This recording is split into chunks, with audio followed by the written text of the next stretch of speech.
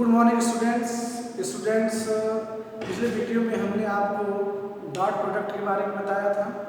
Students, इस video में आज हम लोग क्रॉस प्रोडक्ट या वेक्टर प्रोडक्ट के बारे में पढ़ेंगे। स्टूडेंट्स ध्यान दें, let vector A and B are two vectors, then vector A cross vector B equal to होता है students mod vector A mod vector B sine theta unit vector of A, where theta be the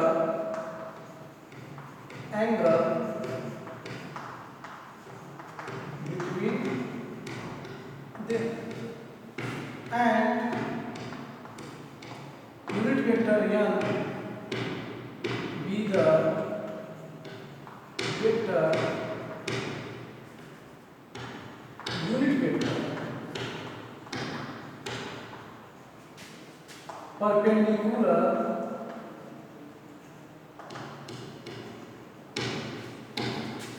both vector A and vector. ठीक है students, कह रहे हैं कि अगर vector A dot vector B तो आप पढ़ ही चुके हैं कि vector A dot vector B equal to होता है mod A into mod B cos theta. ठीक है, बट अब आप पढ़ना है आपको क्रॉस मल्टीप्लिकेशन या क्रॉस प्रोडक्ट, इसी को हम वेक्टर प्रोडक्ट भी कहते हैं। तो vector A cross vector B equal to होता है mod A into mod B into sine theta into unit vector of M, where theta भी द एंगल बिटवीन देम, यानी A और B के बीच का एंगल जो है वो थीटा है, और n क्या है, n एक यूनिट वेक्टर है जो A और B के क्या है, परपेंडिकुलर है। कहने का मतलब स्टूडेंट्स यह है कि अगर यह वेक्टर A हो यह वेक्टर B हो तो यह जो होगा वो यूनिट वेक्टर n होगा, यानी इसके साथ भी इसका 90 डिग्री और इसके साथ भी इसका क्या होगा 90 डिग्री का। ठीक है स्टूडेंट्स, आगे चलते हैं।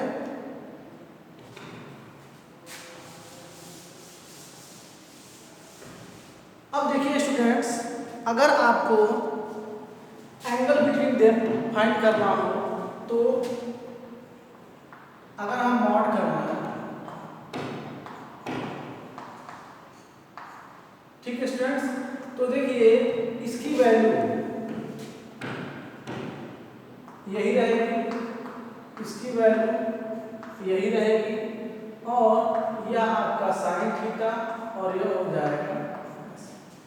ठीक है, फिर देखें students, mod A cross B equal to, अगर इसका मैग्नीट्यूड A हो तो A इंटू B, इसका मैग्नीट्यूड B हो, और यह आपका साइन थीटा, और जो हमने बताया था स्टार्टिंग में ही कि यह है क्या, यूनिट वेक्टर है, तो यूनिट वेक्टर का मैग्नीट्यूड क्या होता है 1 होता है, तो 1 का मल्टीप्लाई करेंगे तो यही रह जाएगा। इस तरह से देखें स्टूडेंट्स, तो साइन थीटा इक्वल टू क्या होगा vector A cross vector B mod में और A। आप इसको ऐसे भी लिख सकते हैं, theta equal to sine inverse vector A dot vector cross vector B, और यहाँ लिख सकते हैं वेक्टर A का मॉड इनटू वेक्टर B का मॉड। तो यह स्टूडेंट्स क्या है कि आप दो वेक्टर्स के बीच में एंगल आसानी से फाइंड कर सकते हैं अगर आप क्रॉस मल्टीप्लिकेशन से निकालना चाहते हो तो। ठीक है स्टूडेंट्स, आगे देखते हैं।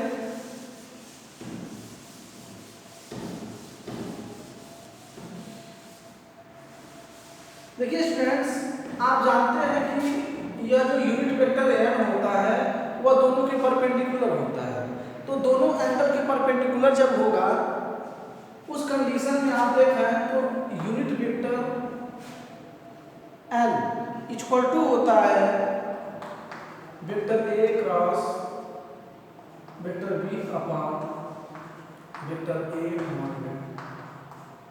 क्योंकि आपको हमने बताया था यूनिट वेक्टर निकालने के लिए हमने बताया था कि मान लीजिए कोई वेक्टर A है, उसका यूनिट वेक्टर फाइंड करना है तो होता है vector A upon mod vector A। यही बताया था हमने।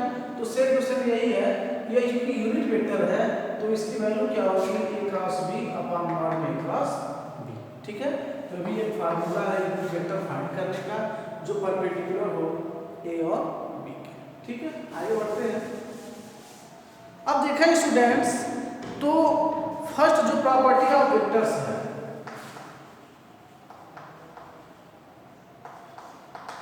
प्रॉपर्टीज ऑफ वेक्टर्स के बारे में चर्चा करें तो ध्यान देंगे कि फर्स्ट प्रॉपर्टी जो होती है कम्यूटेटिव प्रॉपर्टी, तो कम्यूटेटिव प्रॉपर्टी को यह शो नहीं करता। मीन्स कहने का मतलब A cross B cross A नहीं होता है। अगर हम इसके क्रम को सीक्वेंस को चेंज करते हैं तो यहाँ सिंबल चेंज हो जाता है, यानी अगर प्लस है तो माइनस और माइनस है तो प्लस हो जाता है। ठीक है स्टूडेंट्स, फिर एक और प्रॉपर्टी है, मान लीजिए माइनस B वेक्टर हो क्रॉस वेक्टर A हो तो इसको हम minus vector B cross vector A या vector B cross minus vector A लिख सकते हैं। ठीक है स्टूडेंट्स, नेक्स्ट देखें,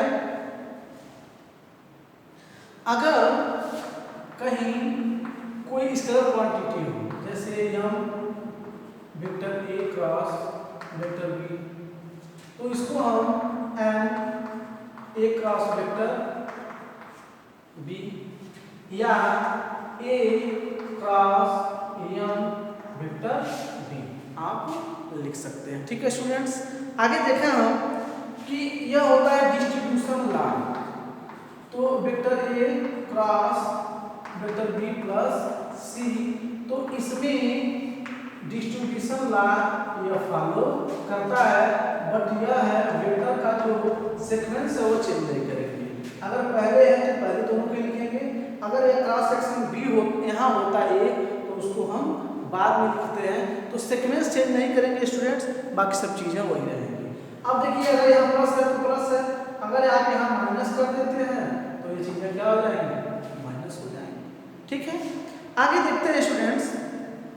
अब कंडीशन यह है कि अगर वेक्टर